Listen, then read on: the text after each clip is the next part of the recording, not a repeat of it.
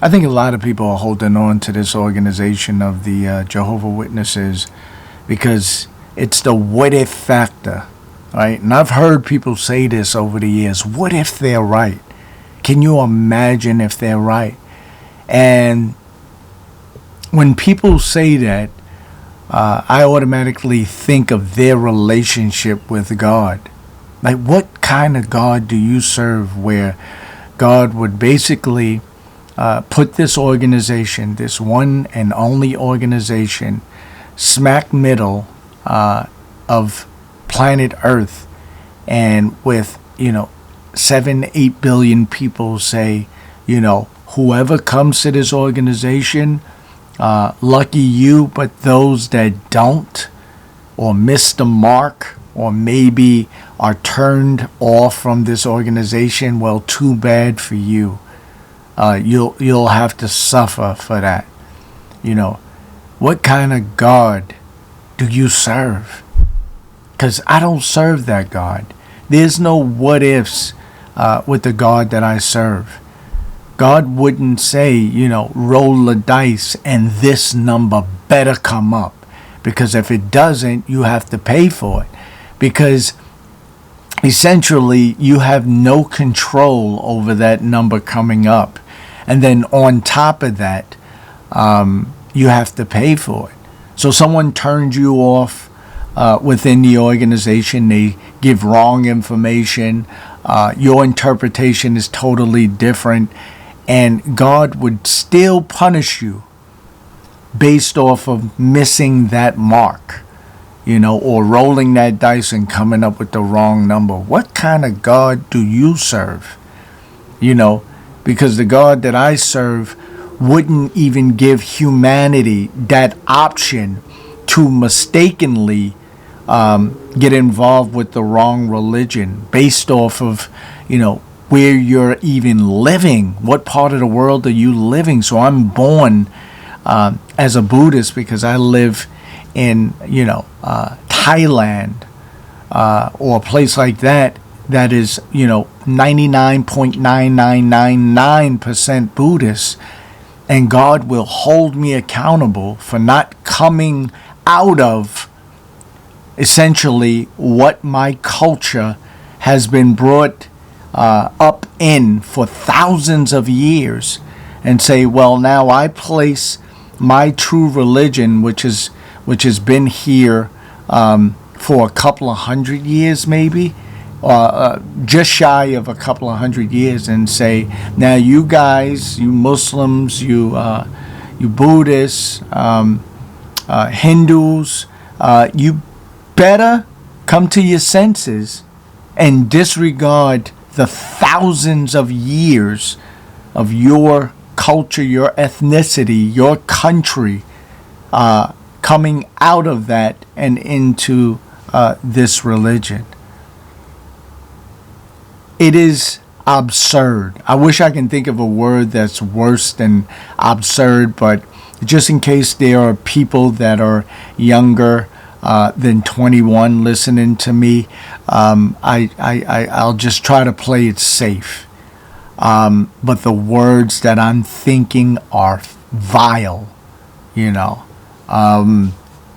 It's crazy when you think logically like this, You have people that were brought up in religions, right or wrong. These are religions that, I don't believe with. I don't really agree with any type of religion.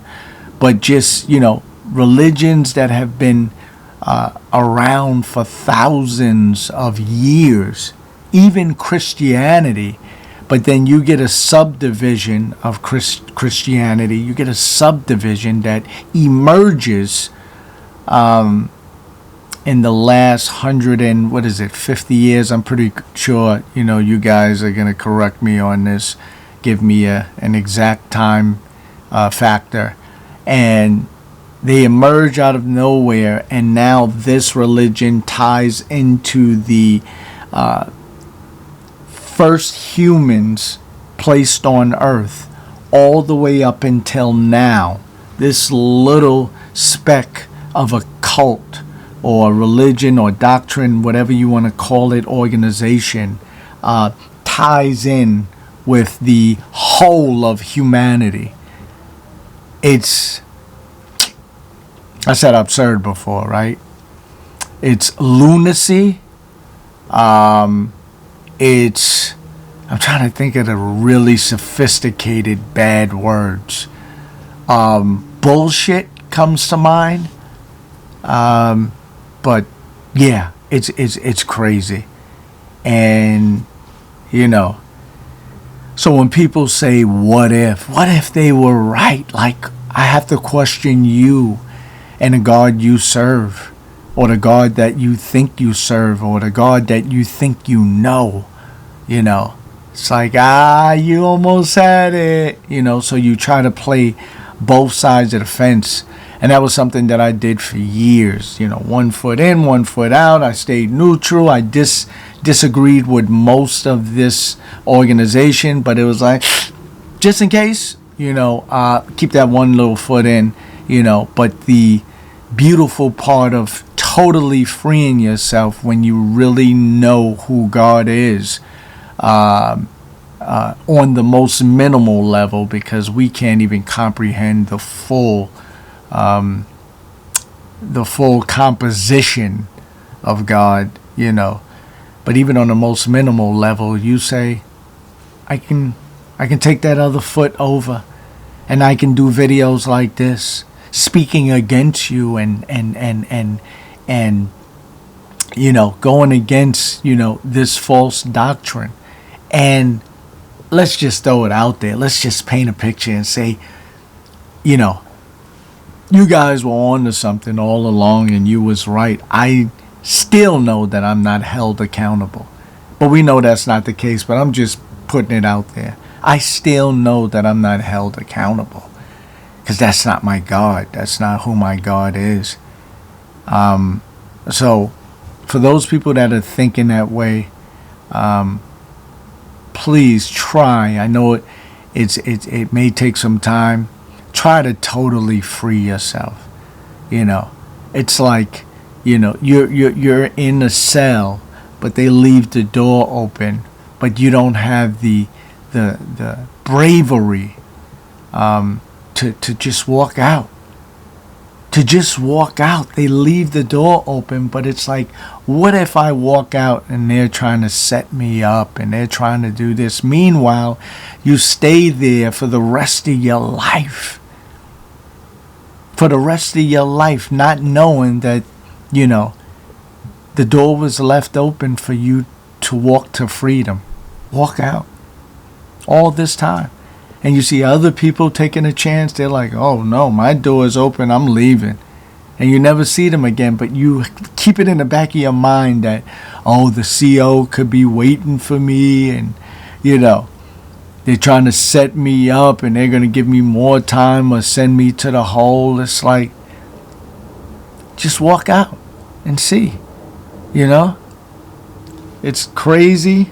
I guess that's the most simple, most impactful word I can think of now is just crazy.